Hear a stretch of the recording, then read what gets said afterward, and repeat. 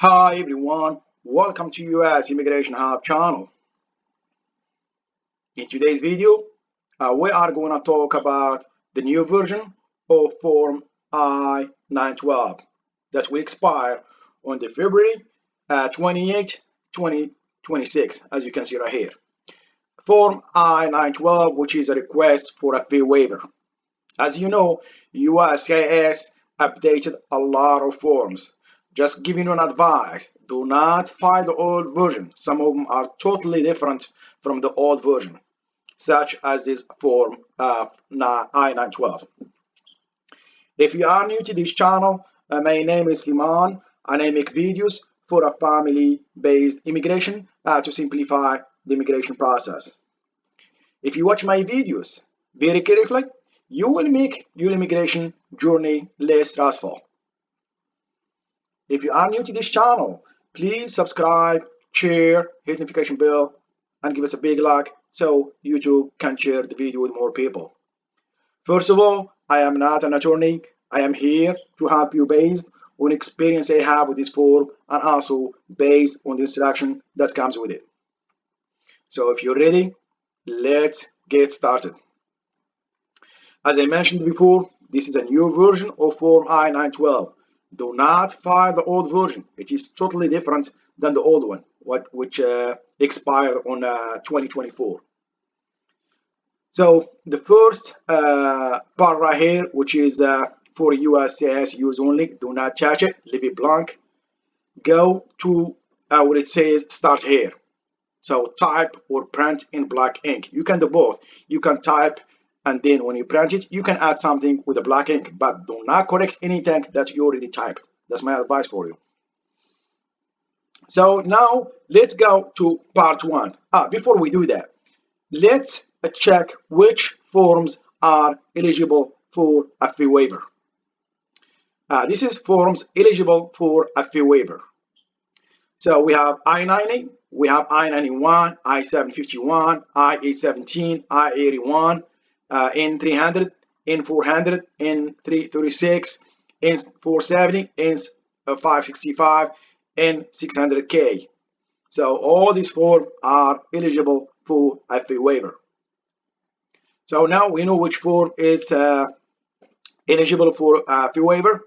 As I mentioned in my video, I'm going to do Form I-751 for my spouse. Just she has her green card petition to remove condition or residence. Yeah, she has because the marriage was less than 2 years, they give you a condition of the green card. So we're gonna file this fee waiver, and we're gonna send it with this form I-751. We're gonna talk about that later. So this is our form. So select first part one, basis for your request. Each basis is further explained in the specific instruction section of the Form I-912 instructions. Always read the instruction. It is very important. Select at least one basis or more for which you may qualify and provide supporting documentation for any basis you select. You only need to qualify and provide documentation for one basis for USCIS to grant your fee waiver. If you choose, you may select more than one basis. You must provide supporting documentation for each basis you want to consider. It is the question, it is very clear. You might select all of them, but you need to provide supporting documentation for each basis you selected. In this video, we're gonna do 3 of them just for learning purposes. So we're gonna do A, I am or my spouse is on the head of the household, living in my household, is currently receiving a means test benefit. Complete part 2 to 4 and part 7 to 9. So B, my household income is at least or below 150% of the federal poverty guidelines. Complete part 2 to 3 and part 5 and part 7 to 9. Last one, which is C, I have a financial hardship. Complete part 2 and 3 and part 6 to 9. So let's go to basis number 1, which is A. Basis A means test benefit. What does it mean? If you go to Instruction, I'm sorry, right here. This is means test the benefit. Usually it's Medicaid, CHIP, or SCHIP,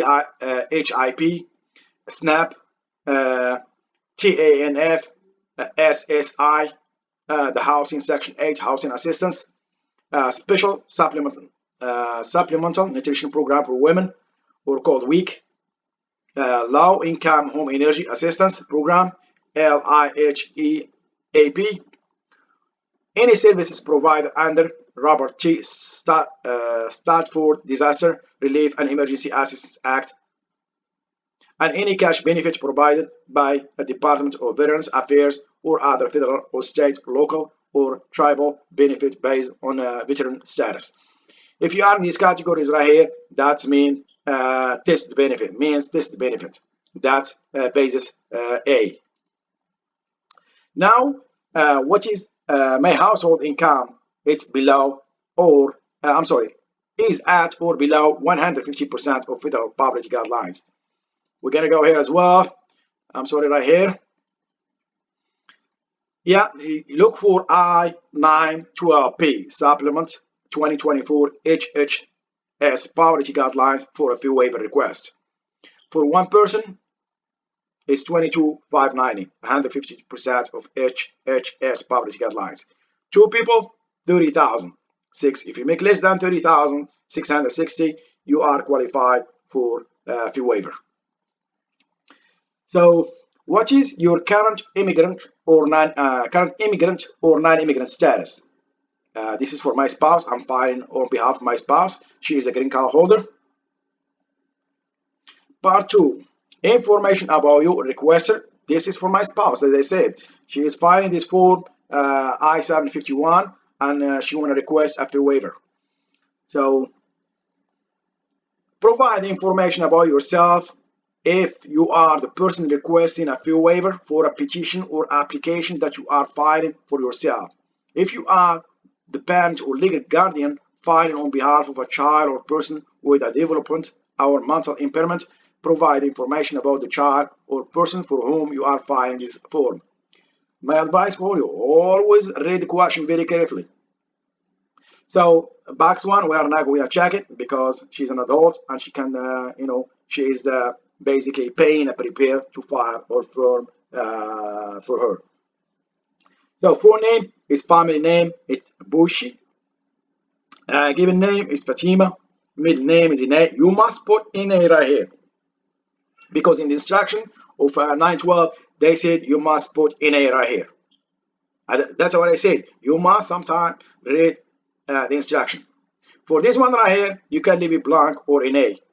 For other names used, if you don't use any other names, Ine. Once I print it, I'm going to add a slash right here because Adobe does not let me add a slash right here. In the middle name, however, right here, they let me because it was required by USCIS. So, alien registration number, if any, my spouse just got her green card. She has alien number. You can get it from your green card or approval notice from the petition that the petitioner filed for her. You can see right here, the beneficiary A number, it's right here, and her full name right here. You can get it as well from your green card once you receive it. Once you arrive in the United States, you will have your green card. USCIS online account number, if any, she does not have one because she never filled a petition before, so she does not have one. And if you do, your receipt number will start with IOE number. So if you have the IOE number, means you have USCIS online account. So part 2, information about your requester. We're still talking about my spouse. Date of birth is January the 1st, 1980. Her social security number, it's 1111, and I have a video on how to get a social security once you get to the United States. Marital status, she's married to me. So part 3, application and petition for which you are requesting a fee waiver. Full name, this is my spouse. And A number, she has one. Date of birth is 01/01/1990. And the relationship to you, it's herself, because this is a requester. And the form being filled I-751. And if you have dependent children, you can add them right here. And you filled another form, you can add it right here. I don't know what form you're gonna fill, but this is just, I don't want to confuse you, just keep it simple. This is for my spouse, so very simple. Part 4, means test benefit. If you selected item number 1A in part 1, complete this section. If your spouse or head of household, including parent, if the child is under 21 years of age, living with you, is receiving any means test benefit, list information in the table below and attach supporting documentation. If you are not a parent or legal guardian filing on behalf of a child or person with a physical disability or developmental or mental impairment, provide information about the child or person for whom you are filing this form if they are receiving means test benefit. It is very important. Read it very carefully. For me, I'm her spouse. No, I do not receive any means. This means this benefit. I'm sorry. So just only my spouse, which is Bushi Fatima, relationship to you, to the requester itself, because she is the one requesting a fee waiver for I-751. Name of the agency awarding benefit, FSSA, because she is pregnant, she has a Medicaid. Type of benefit is Medicaid. Date benefit was awarded is 01/01/2024. You're gonna check this for this main benefit. I think we did it right here. No, I'm sorry, right here. I think we already talked about it. It has to be in one right here. You see, I did Medicaid.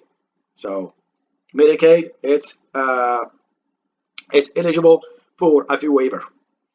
So you're gonna say date benefit was awarded and the date benefit expired or must be renewed.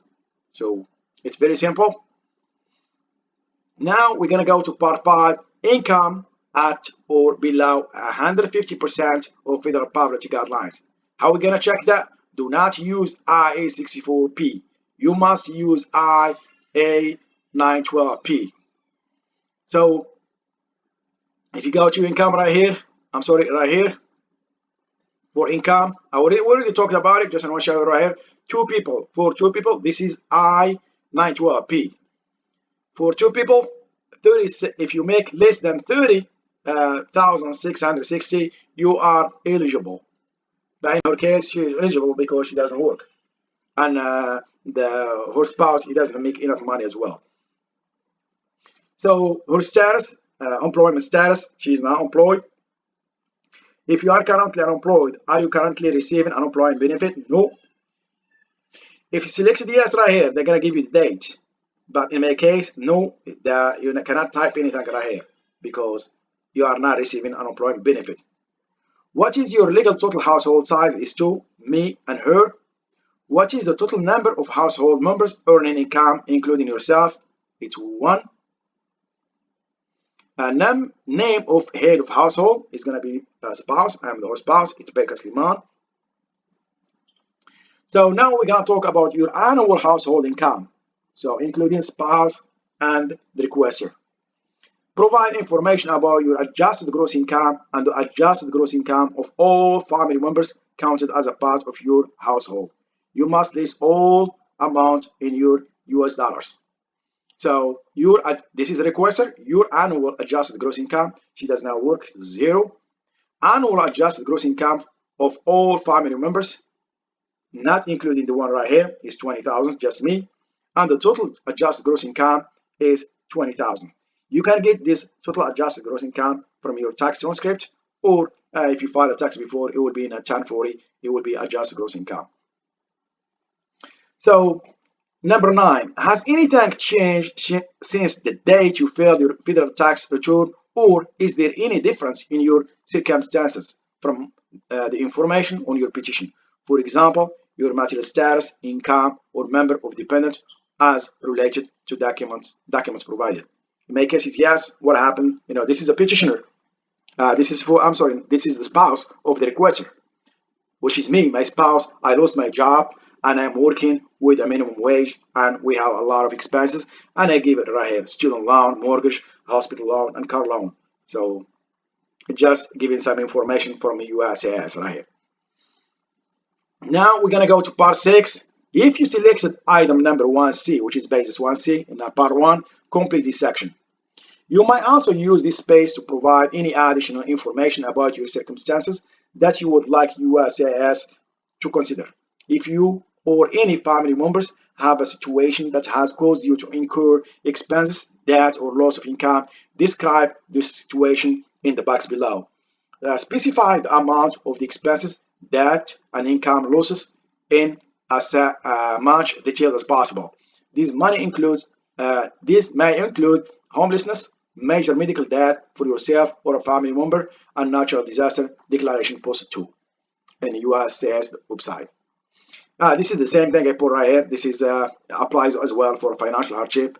Lost my job, and the spouse now lost his job, and I'm working minimum wage, and when we have a lot of expenses. So very simple. If you have each asset that you can quickly convert to cash, list this in type below. For example, bank account. We have in the bank account $2,000 in our bank account, and the total value is $2,000. Total monthly expenses and liabilities. First, you're gonna check this one right here.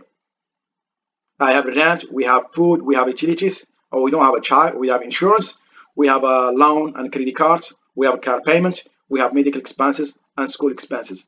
So our expenses is $30,000. $3,000 a month. So we make $2,000, but we spend $3,000. That's a financial hardship. So now we're gonna go to part 7: requester, statement, contact information, certification, and signature. The person whose information is provided in part 2 might sign on behalf of the entire household. If the person listed in part 2 is under 14 of age, parent or legal guardian may sign it in their behalf. So requester statement regarding interpreters. If the requester, I check this one right here just to give you an option right here. If the requester file this form, you can check this one right here. I can read and understand English, and I have read and understand every question and instruction on this request, and may answer to every question. Then you can add requester contact information, requester email address, and then date it, and then sign it. This is the requester, which is my spouse. But in this case, my spouse does not file this form. At my request, the prepare name in part 9, which is Baker. I'm her spouse, Sliman. Prepare this request for me based only upon information I provided or I authorized. So we did not use any interpreter. So part 8, we're gonna skip it. We're gonna go to part 9. This is prepare family name. It's gonna be Baker, and prepare is given name is Sliman, and prepare I don't have any business. Can leave it blank or Renee. Mailing address is 110 Robert Run. City or town is Indianapolis, and the state is Indiana, and the zip code is 47254, and automatically the country right here will be populated as USA because you selected the state. Prepare contact information. You must provide a phone number, and prepare's mobile phone number, the same thing, 317. Email address of the prepare is sg@gmail.com. Prepare statement. So I am not an attorney or accredited representative, but I have prepared this request on behalf of the requester and with the requester consent. So that's what we're gonna check. And then we go to today's date is 04/27/2024. And once I print it, I will sign it as a prepare. Do not initial it or print your name. So now we fill this form. Now we're gonna go to next one, which is filing fee. So the filing fee is $0 because you are requesting a fee for application. So you do not pay any fee with this form. I-912 is free when you're requesting a fee with the eligible form. Supporting document will depend on which option you selected on part 1, basis of your request. So I'm not going to go through the supporting documents because it will depend on the option you selected in part 1. Now, where to find? That's the most question I got from my viewers or my subscribers. Where I can send this form. This form, you can request a fee waiver only when you file a form. Thus, I-912 must be attached and all supporting documents to the application or petition for which you are requesting a fee waiver. Here is an example. You cannot file I-751 like 2 weeks ago and then you want to request a fee waiver. You can't do that. They must go together. They must be attached to the form I-751 and send it. They give you an example for form N400. You can file your form.